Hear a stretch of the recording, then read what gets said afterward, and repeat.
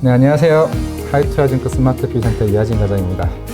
오늘은 또 세 번째 탐방 노트 시간이고, 일단 그 전에 먼저 제가 앞에서 2월 달에 얘기했던 두산 로보틱스 먼저 말씀을 드리겠습니다.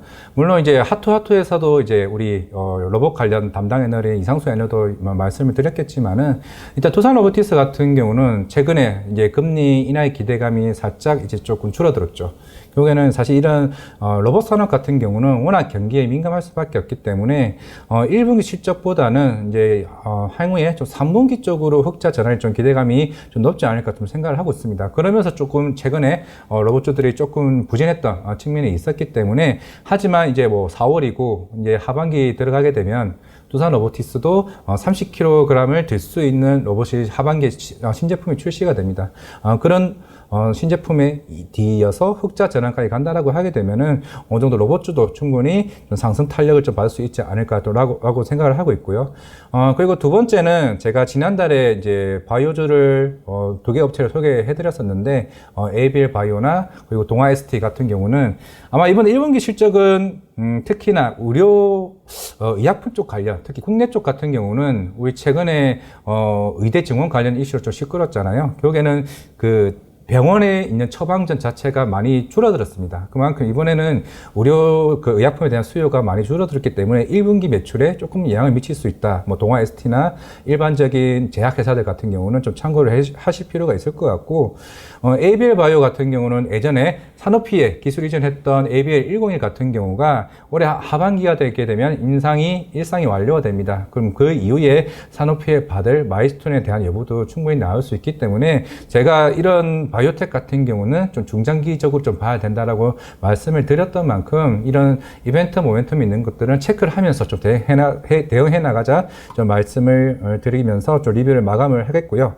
오늘 발표할 탐방 노트는 셀트리온입니다.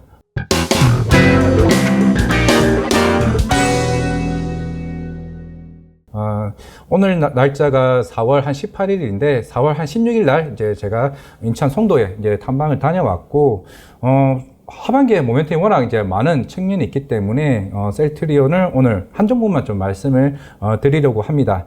아시겠지만 사실 셀트리온 같은 경우는 2016년도에 이런 렌시마 관련해서 이제 16년도에 이제 FDA 이제 승인을 좀 받았던 회사입니다. 그때 사실 주가가 굉장히 좀 많이 갔었던 종목이고, 작년 12월 28일 날 그때 셀트리온 헬스케어 관련된 합병을 통해서 이제 통합이 됐고, 그러면 이제 올해 1분기 실적 발표 때 셀트리온 헬스케어 합병된 그 실적이 같이 나올 겁니다. 이제 제가 먼저 실적부터 보여드리자면은, 네, 1분기 이제 실적을 보게 되면 대략 한 7천억 정도가 나옵니다. 이거는 셀트리온 헬스케어와 합병된 이제 숫자이기 때문에 이번 실적에 따라서 이제 분위기가 어떻게 바뀔지는 중요할까 생각을 하고 있는데, 일단 아마 5월 첫째 주나 둘째 주에 실적 발표를 할 가능성이 좀 높다고 합니다. 왜냐면은 이번에 주주총회가 조금 늦게 마무리가 되었기 때문에 그만큼 실적 일정이 조금 밀렸다는 점, 무엇보다 사실 합병이 되다 보니까 그만큼 좀 회계적인 측면에서 시간이 좀 걸린다고 좀 얘기를 했기 때문에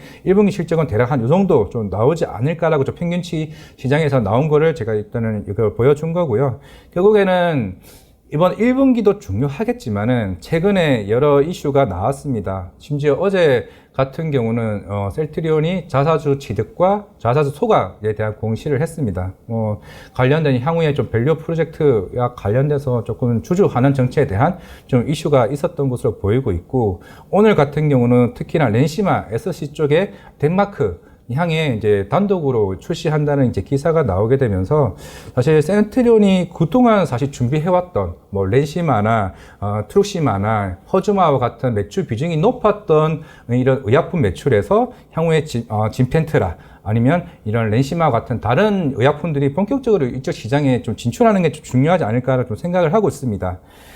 일단 제가 투자 포인트로 일단 잡은 건데, 이번에 진펜테라가 대형 PBM 쪽에 등재 되게 되면서 그때 이제 셀트리온이 강한 상승 흐름이 나왔었고, 일단은 물론 어디에 등재됐냐는 이건 비공개 상태이기 때문에 알 수는 없습니다. 단순히 제가 보여줄 수 있는 거는 일단은 1위 업체 CBS, 그리고 2위 업체 익스프레스 스크립츠, 3위 옥텀 RX와 같은 이 세 개 업체 중에 이제 한국과 이제 계약을 했고, 이제 올해 안에 이 세 개 업체가 지금 전부 등재할 것으로 지금 목표를 두고 있는 상황이고, 지금 서정진 회장님도 지금 이제 미국에서 계속 꾸준히 이제 이쪽 PBM 업체들과 굉장히 영업을 열심히 좀 하고 있다라고 하고 있습니다. 사실 우리가 이런 방산 관련해서만 로비나 이런 리베이트 관련해서 얘기를 많이 하고 있지만은 사실 제약바이오도 굉장히 이쪽에 관련해서는 굉장히 힘듭니다.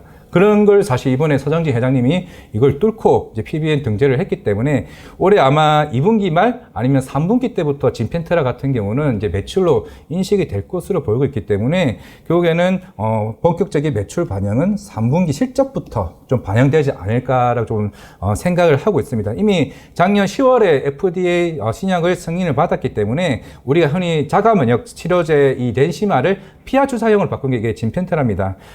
그동안 많이 조금 실적적인 측면에서 우려도 있었고, 과연 북미 쪽 시장에서 얼마만큼 이겨낼 수 있을까도 얘기를 해왔었는데, 지금 사실 미국 같은 경우가 굉장히 이거 보험 시장에 대한 이슈가 굉장히 많이 있습니다. 일반적으로 우리가 만약 100만 원짜리 의약품을 판다라고 했을 때, 만약에 원가가 10만 원이다 라고 하게 되면 이 90만 원에 관련된 마진을 결국 PBM 업체들이 얼마나 가져가느냐가 좀 중요하지 않을까 생각을 하고 있는데, 최근에 이제 메디케어 관련된 IRA 법안 관련 이슈가 있습니다. 이게 25년부터 적극적으로 적용이 될 것으로 보이고 있는데, 이게 연간 환자 부담금 $2,000 이상에 대한 의약품 자체에서 초과 분담금 60%를 보험사가 지급한다는 건데, 결국에는 리베이트가 적고 가격도가 낮은 제품에 대해서 선호도가 높아진다라고 가능을 했을 때, 그만큼 이번에 그 PBM 등재되는 몇 군데 업체들에 대한 그게 조건이 굉장히 좋은 조건으로 들어갈 수 있다고 생각을 하고 있기 때문에, 우리가 생각했던 우려에 대한 부분, 특히 바이오 시뮬러에 대한 부분들이 많이 저는 해소되지 않을까라고 개인적으로 좀 생각을 하고 있기 때문에, 진펜테라가 이번에 PBM이 등재가 됐고, 그러면 향후에 스텔라라 바이오시밀러, 이게 아마 유럽 출시가 제가 알기로는 다른 탐방 갔을 때, 특히 동아SD도 마찬가지겠지만은 스텔라라가 아마 올해 하반기쯤으로 사고 있는, 보통 3분기에 좀 생각을 하고 있습니다. 뭐 7월이냐 8월이냐 얘기가 나오고 있기 때문에 그만큼 스텔라라 바이오시밀러도 유럽 출시, 그리고 진펜테라 미국 출시, 이게 올해 좀 가능성이 있고, 그리고 이제 스텔라라 바이오시밀러 북미 시장 같은 경우도 이제 셀트리온 같은 경우는 내년 한 3월쯤에 좀 전망을 출시를 앞두고 있기 때문에 충분히 지금부터 매력적인 구간이 있지 않나라고 생각을 하고 있습니다.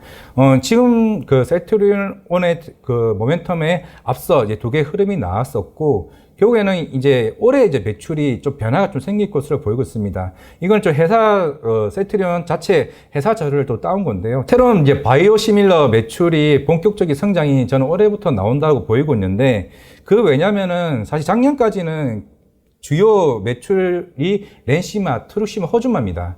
특히 뭐 호주마 같은 경우는 이제 허세틴의 이제 바이오시밀러인데, 특히 일본 쪽의 성장이 굉장히 큽니다. 특히 호주마는 거의 64% 점유율이 일본에서 계속 꾸준히 점유율이 올라가고 있고, 특히 유럽 쪽도 거의 30% 관련을 해서 거의 점유율이 차지하고 있는 만큼, 물론 기존 메인 의료품도 잘 되고는 있지만은 워낙 이제 매출이 비중이 낮았던 이 네 개, 유플라이마나 진펜테라, 렌시마 SC, 이 네 개가 올해는 그 60%까지 매출이 좀 기대가 될 것으로 보이고 있습니다. 왜냐면은 아까 진펜테라가 PBM 등재됐지만은 유플라이마도 작년에 이제 옵턴 RX 쪽에 PBM 등재가 됐고, 올해도 지난주에도 유플라이마가 또 PBM 한 곳이 더 등재가 됐기 때문에, 결국 이런 북미 쪽의 매출이 생각보다 빠르게 올라온다라고 하게 되면 올해 24년 매출은 유플라이마와 진펜테라 쪽의 매출을 좀 기대할 수 있지 않을까.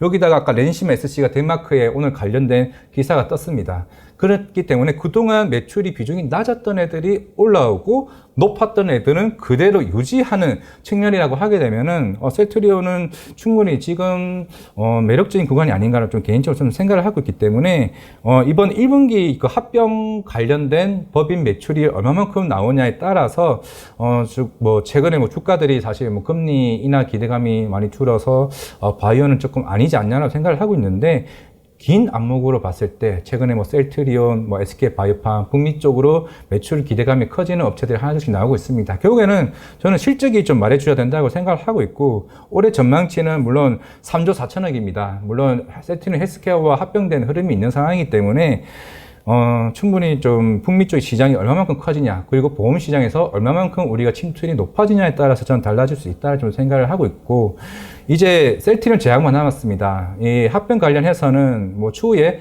이미 주주와의 소통을 통해서 6개월 이내라고 얘기를 하셨지만은, 적어도 뭐 올해 말이나 내년 초쯤에 좀 합병이 이루어지지 않을까라고 좀 생각을 하고 있다고 좀 말씀을 하셨기 때문에, 그만큼 모멘텀이 많다는 측면, 그동안은 우리가 뭐 알테오젠이나 레오켄바이오나 이런 바이오텍 중심으로 주가가 좀 많이 올랐다라면, 이제는 이런 바이오 시밀러 업체들에 대한 관심도도 충분히 오르지 않을까라고 좀 생각을 하고 있습니다.